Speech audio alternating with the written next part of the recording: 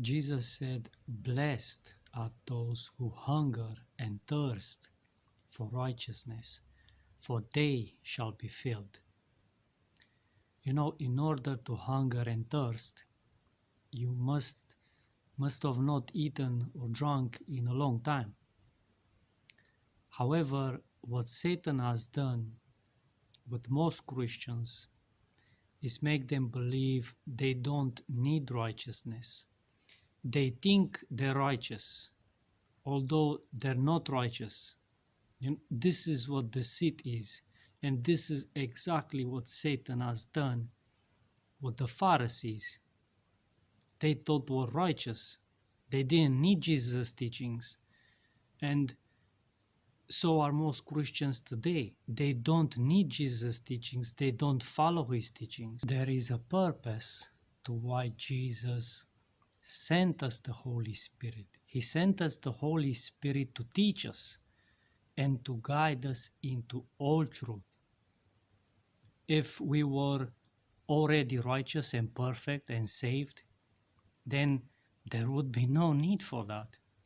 But it's a relationship with God, and he teaches us and he guides us. He puts us through experiences and situations in our life by which we have to learn and we have to improve. And if we hunger and thirst for righteousness, and if we desire to improve, we will improve, because God gives us the power to do so.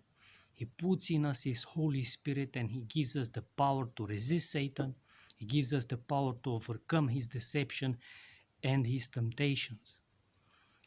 You know, I was reading in the book of Daniel recently, you know, those governors or satraps were looking to find a fault in him.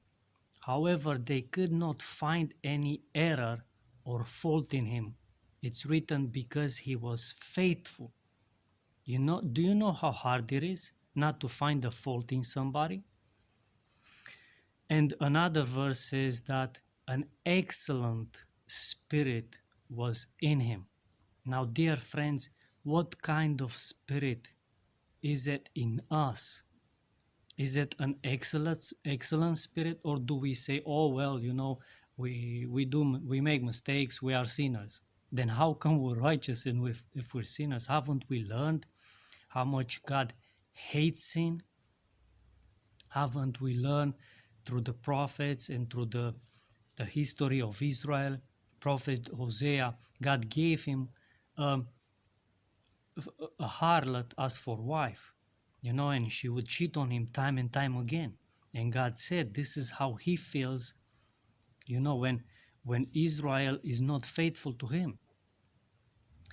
Even if we're not saved by works, if we truly have the Holy Spirit, the excellent spirit in us, why would we not stop sinning? I mean, why would we continue in our sins and sexual immorality, you know, and lying and cheating and stealing? This isn't pleasing to God. God hated sin before, and he hates sin today. We have to come closer to God. We have to improve our relationship with him. It is by a relationship that we improve and that we overcome our sins.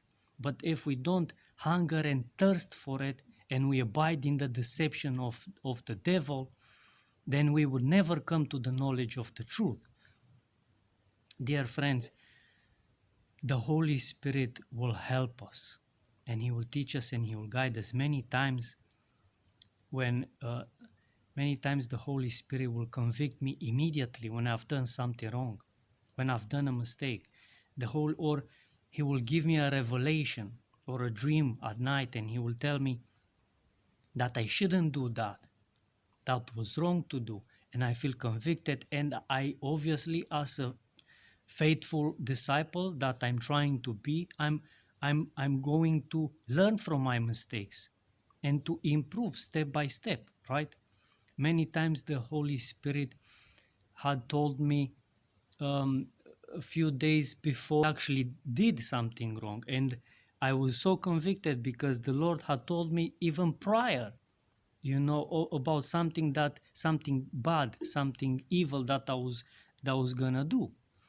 Sometimes the Holy Spirit will warn me about a situation or about something not to do, not to fall into that temptation, not to commit that sin which isn't pleasing to Him.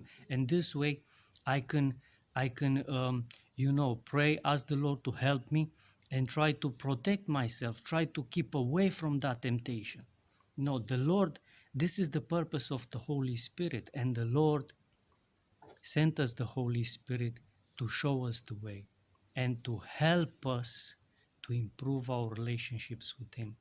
But if we're not interested, and if we abide in the deception of the devil, we will by no means be filled with righteousness, and we will die in our sins, dear friends.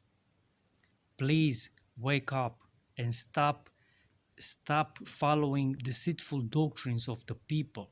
Follow Jesus. He's the truth. Deny yourself, pick up your cross, and follow Him, His teachings and commandments, for they are eternal life. My Jesus bless you.